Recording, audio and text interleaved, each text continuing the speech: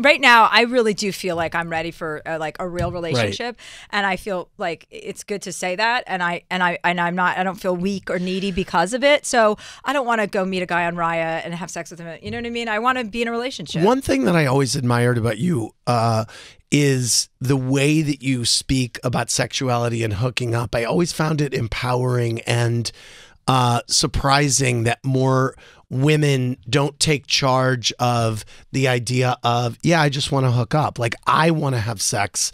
I'm going to use a guy to have sex with. I remember you saying once, you would go to towns and you would look on Tinder and you would meet the guy at the hotel and you would have sex. You're like, yeah, I wanted to get laid. Like, what is it?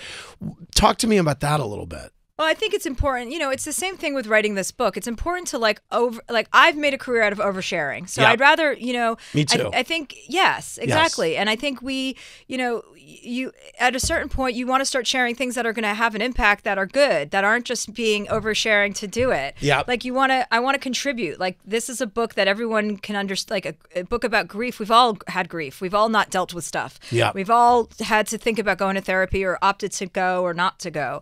And I think the same with sex. Seems like such a double standard that women who say, yeah, I just want to get fucked, that they're sluts versus a guy who could do it, who's just a guy. I think we all didn't realize the double standards of this world until the last couple of years about how serious this shit is. Yeah. And so we're all kind of waking up going, oh, I guess I have been sexually harassed. Like, you think about it, you're like, yeah, I guess that was that situation. I told my friend Mary, I'm like, I've never been sexually assaulted. She's like, of course you have. You just don't remember.